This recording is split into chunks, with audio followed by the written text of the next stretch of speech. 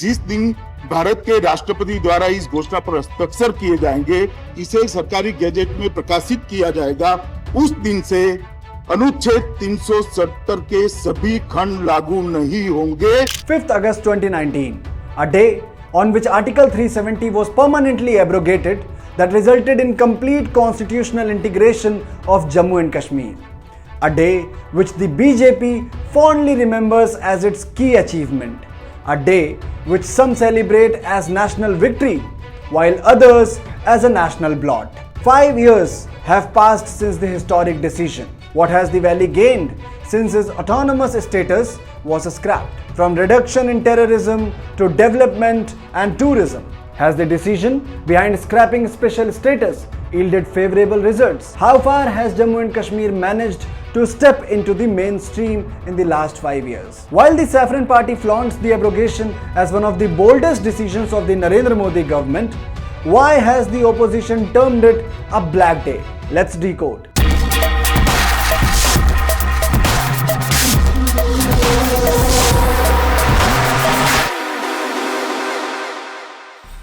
On August 5, 2019, Union Home Minister Amit Shah scripted history when he announced the scrapping of Article 370, which granted Jammu and Kashmir its semi-autonomous status. Since then, the Modi government has often highlighted how that milestone changed Valley's history and politics forever.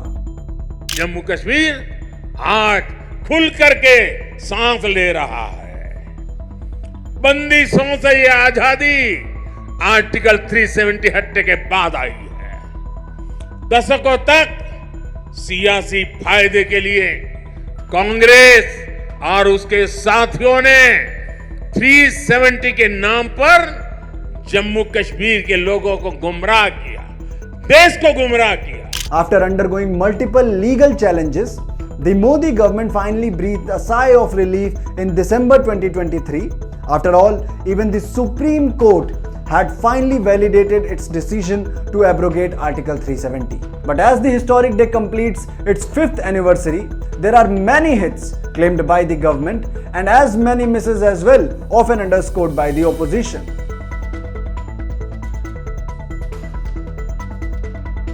Well, the list is long, but the first and foremost has got to be terrorism and law and order. Kashmir, which witnessed a spike in Pakistan-sponsored militancy and separatism since late 1980s, has seen a sharp decline in the number of terrorist attacks in the valley.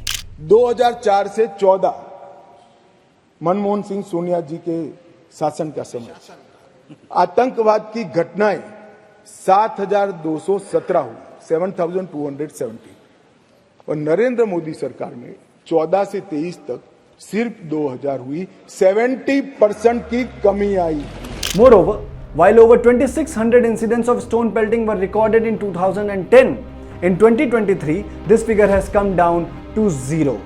Similarly, the valley has also seen a steep decline in the number of shutdowns, civilian casualties and security forces. Another key milestone is the record surge in the electoral participation. In 2024 Lok Sabha elections, the valley saw an unprecedented rise in voter turnout of 58.46%.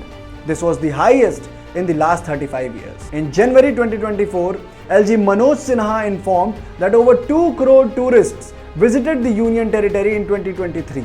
From receiving investments 10 times higher than usual, to mega infrastructural push that includes highest rail bridge on Chenab River, to efficient implementation of central government's schemes, to IIT, IIM and AIMS, Kashmir has undergone transformational changes. Today's Kashmir is organizing sporting events like Formula 4 races and key global meets like G20 Summit too.